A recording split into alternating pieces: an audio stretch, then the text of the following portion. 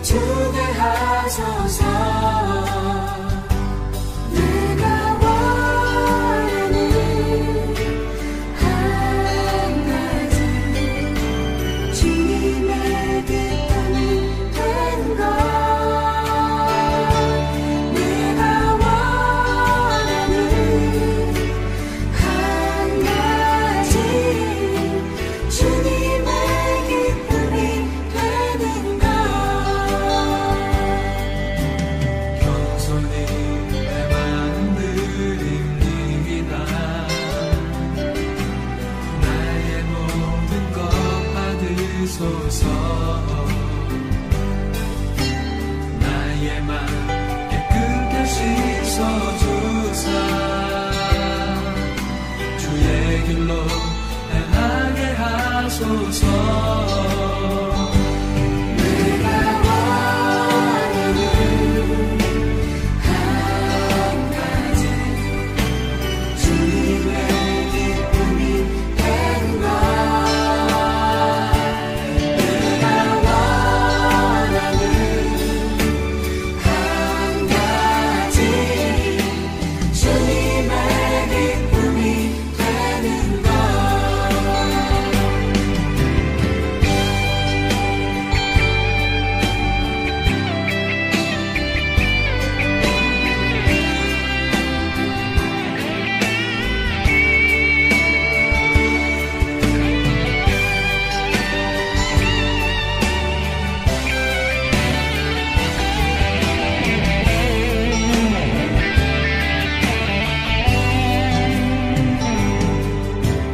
나 주님의 기쁨 되기 원하네. 내 마음을 새롭게 하소서. 새 무대가 되게 하여 주사 주님의 빛 비추게 하소서. 내가 원하는 한 가지 주님의 기쁨이 되는 것. 내가 원하는 한 가지 주님의 기쁨이 되는 것. 내가 원하는 한 가지 주님의 기쁨이 되는 것. 내가 원하는 한 가지 주님의 기쁨이 되는 것. 주님의 기쁨이 되는 것.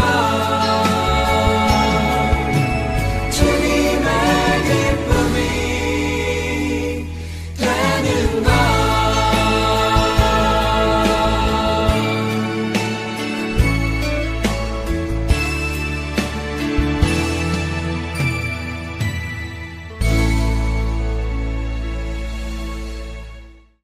오늘 우리에게 주신 하나님의 말씀은 로마서 11장 17절에서 24절까지의 말씀입니다. 다 같이 화면을 보시면서 함께 읽겠습니다. 그런데 참 올리브나무 가지들 가운데서 얼마를 잘라내시고서 그 자리에다 돌 올리브나무인 그대를 접붙여 주셨기 때문에 그대가 참 올리브나무의 뿌리에서 올라오는 양분을 함께 받게 된 것이면 그대는 본래의 가지들을 향하여 우쭐대지 말아야 합니다. 비록 그대가 우쭐댈지라도 그대가 뿌리를 지탱하는 것이 아니라 뿌리가 그대를 지탱한다는 것을 명심해야 합니다. 그러므로 본래의 가지가 잘려나간 것은 그 자리에 내가 접붙임을 받게 하시려는 것이었다 하고 그대는 말해야 할 것입니다. 옳습니다. 그 가지들이 잘린 것은 믿지 않은 탓이고 그대가 그 자리에 붙어 있는 것은 믿었기 때문입니다. 그러니 교만한 마음을 품지 말고 도리어 두려워하십시오. 하나님께서 본래의 가지들을 아끼지 않으셨으니 젖붙은 가지도 아끼지 않으실 것입니다.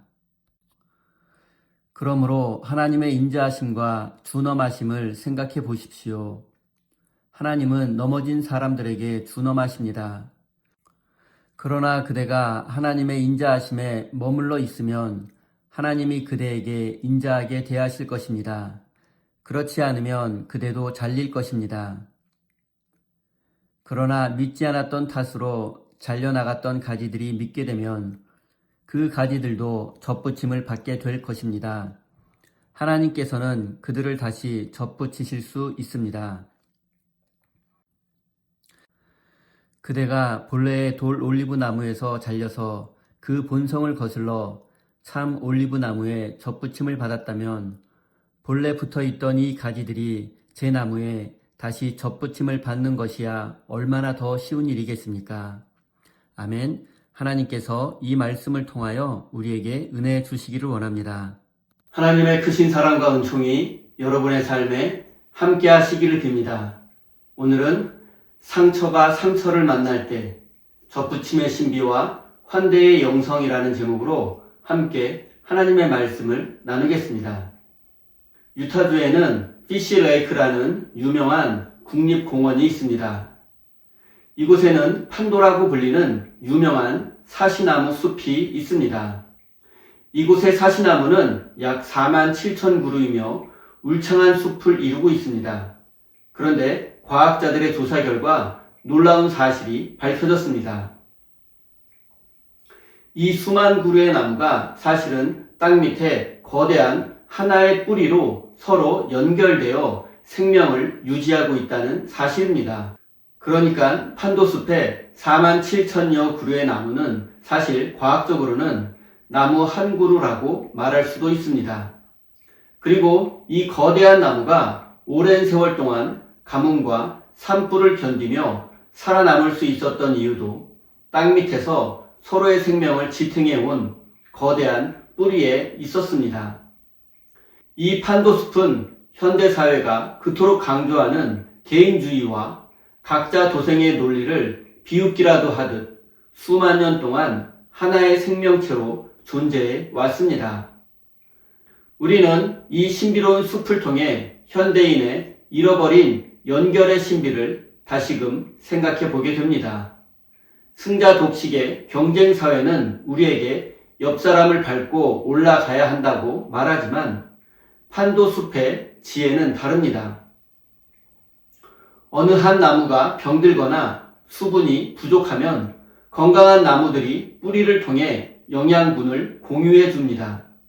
성경이 말하는 그리스도의 몸이 바로 이 판도숲과 같습니다. 우리는 각기 다른 지체로 부름받았으나 하나님의 은혜라는 뿌리로 서로 연결된 존재입니다. 내가 잘나서 있는 것이 아니라 보이지 않는 하나님의 은혜가 우리를 떠받치고 있는 것입니다. 우리가 서로 연결될 때 우리는 비로소 세상의 거센 풍파에도 흔들리지 않는 판도숲의 나무가 되어 하나님의 통치를 이 땅에 드러낼 수 있을 것입니다. 사랑하는 성도 여러분, 이제는 각자 도생의 길을 멈추고 그리스도라는 한 뿌리에 연결되어 서로의 아픔을 나누고 함께 즐거워하는 믿음의 사람이 되십시오. 승자 독식의 논리가 지배하는 이 세상 속에서 서로를 지탱해주는 믿음의 사람이 되시기 바랍니다. 사도 바울은 이스라엘이 예수님을 믿지 않는 것이 이방인에게 구원의 기회가 되었고 이제 이방인이 믿음을 통해 구원을 받고 하나님의 복을 누리는 것을 보고 이스라엘이 질투를 느끼게 해서 그들을 다시 하나님께로 돌이키려고 합니다. 우리는 흔히 질투를 부끄러운 감정으로 여깁니다. 하지만 심리학적으로 볼 때 질투는 강한 애착과 열망의 반증이기도 합니다. 심리학자 알프레도 아들러는 인간의 모든 감정 이면에는 열등감을 극복하고 우월성을 추구하려는 동기가 있다고 말합니다. 여기서 질투는 단순히 상대를 미워하는 마음이 아니라 나도 저 거룩한 관계 안에 있고 싶다는 인간의 근본적인 소속감에 대한 열망입니다. 하나님께서 이스라엘을 향해 품으셨던 그 질투는 파괴적인 감정이 아니라 사랑하는 자를 향한 거룩한 열심이었습니다. 유대교의 열성 분자를 뜻하는 젤롯이라는 말도 여기에서 나왔습니다. 사랑하기에 열심이 생기고 사랑하기에 질투도 하는 법입니다. 바울은 이 심리적 역설을 복음의 도구로 삼았습니다. 이방인인 우리가 하나님의 인자하심 속에서 기뻐하는 모습을 볼 때 하나님을 먼저 알았던 유대인들이 저것은 원래 우리 것이었는데 하는 거룩한 상실감을 느끼고 다시 하나님께 돌아오기를 바랬던 것입니다. 우리의 삶이 누군가에게 거룩한 질투를 불러일으킬 만큼 아름다운가? 우리는 스스로에게 질문해 보아야 합니다. 18절 말씀입니다. 그대는 본래의 가지들을 향하여 우쭐대지 말아야 합니다. 비록 그대가 우쭐댈지라도 그대가 뿌리를 지탱하는 것이 아니라 뿌리가 그대를 지탱한다는 것을 명심해야 합니다. 프랑스 철학자 시몬 베유는 그의 저서 뿌리 내림에서 현대인의 가장 큰 불행은 뿌리 뽑힘에 있다고 말합니다. 돈과 권력 그리고 무한 경쟁이라는 광풍에 휩쓸려 인간이 자신의 존재 근거인 공동체와 역사 그리고 하나님으로부터 단절될 때 인간은 괴물이 된다는 뜻입니다. 우리는 지금 돈과 성공 그리고 능력주의라는 우상 앞에 서 있습니다. 내가 성공한 것은 내 실력 때문이고 내가 실패한 것도 내 책임이라고 믿습니다. 하지만 바울은 단호하게 말합니다. 우리가 스스로의 힘으로 뿌리를 보존하고 있는 것이 아니라고 말입니다. 우리가 지금 이 자리에 서 있는 것은 우리가 잘나서가 아니라 누군가가 꺾여나간 아픔의 자리에 하나님의 은혜로 접붙여졌기 때문입니다. 우리는 사실 덕분에 사는 존재입니다. 신앙의 선배들이 지켜온 전통의 뿌리 덕분에 우리는 복음을 들었습니다. 부모 세대의 눈물 어린 기도라는 뿌리 덕분에 우리는 이만큼 성장했습니다. 무엇보다 예수 그리스도라는 생명의 뿌리가 우리에게 진액을 공급하기에 우리가 숨을 쉬고 살 수 있는 것입니다. 철학자 시몬 베유는 뿌리를 내린다는 것은 인간 영혼의 가장 중요하고도 인정받지 못하는 욕구라고 말했습니다. 내가 내 힘으로 서 있다고 착각하는 높은 마음을 내려놓고 나를 지탱해주는 보이지 않는 은혜의 뿌리에 접속될 때 우리는 비로소 진정한 평안을 얻을 수 있습니다. 바울이 말하는 접붙임의 신비는 우리 사회의 영성으로 이어져야 합니다. 접붙임을 하기 위해서는 반드시 상처가 필요합니다. 원 가지가 꺾여 나가야 하고 접붙여질 가지도 잘려 나가야 합니다. 그 아픈 상처와 상처가 맞닿을 때 비로소 생명의 수액이 흐르기 시작합니다. 오늘날 우리 사회의 위기는 상처 입은 자들을 밀어내는 데 있습니다. 우리는 본래 돌 올리브 나무였는데 우리의 과거를 잊어버렸습니다. 그래서 이제는 스스로를 참 올리브 나무라고 착각하며 우리 곁에 소외된 이웃이라는 다른 가지들이 우리 숲에 들어오는 것을 거부합니다. 20절입니다. 옳습니다. 그 가지들이 잘린 것은 믿지 않은 탓이고 그대가 그 자리에 붙어 있는 것은 믿었기 때문입니다. 그러니 교만한 마음을 품지 말고 도리어 두려워하십시오. 기독교 영성은 내가 가진 것을 자랑하는 것이 아니라 내가 접붙여진 존재임을 기억하며 또 다른 상처 입은 이들을 우리 삶의 뿌리로 초대하는 환대의 영성입니다. 우리 사회가 승자 독식과 무한 경쟁의 논리를 넘어 서로의 상처를 맞대고 생명을 나누는 거대한 사랑의 접붙임의 현장이 되기를 바랍니다. 우리가 접붙여진 존재임을 기억하는 것은 바로 하나님의 마음으로 세상을 바라보는 것입니다. 우리가 가야 할 평화의 길, 사랑과 정의의 길은 결코 우리의 조급함이나 우리의 힘으로 도달할 수 있는 곳이 아닙니다. 오히려 우리가 붙들고 있는 세상의 욕심과 능력을 내려놓고 우리를 지탱하고 계시는 하나님의 손길에 우리 인생을 내어 맡길 때 비로소 시작됩니다. 서두르지 마십시오. 우리가 은혜의 뿌리에 단단히 연결되어 있다면 우리 삶의 진액은 결코 마르지 않을 것입니다. 화려한 꽃을 피우려 애쓰기보다 오늘 하루 뿌리가 전해주는 생명의 소리에 귀를 기울여 보십시오. 사랑하는 성도 여러분, 우리의 결단은 더 깊은 신앙의 고백으로 이어져야 합니다. 첫째, 나는 은혜에 빚진 자입니다. 라고 고백하십시오. 나의 성취와 성공이 누군가의 희생 위에 있음을 기억하고 겸손히 고개를 숙이십시오. 둘째, 당신 덕분에 내가 있습니다. 라고 말하십시오. 나를 지탱해준 가족과 이웃, 그리고 믿음의 공동체에 따뜻한 감사를 전하십시오. 셋째, 주님의 은혜가 나의 전부입니다. 라고 고백하십시오. 세상의 기준에 휘둘리지 말고 우리를 끝까지 아끼시는 하나님의 사랑 안에 거하는 그러한 믿음의 삶을 기뻐하십시오.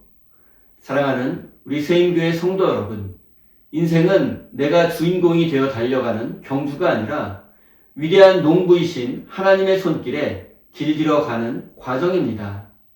돌 올리브 나무였던 우리를 참 올리브 나무에 접붙여 주신 그 놀라운 사랑에 감사하며 오늘 하루도 사랑과 평화의 길을 걸어가는 믿음의 사람이 되시기를 예수님의 이름으로 축원드립니다.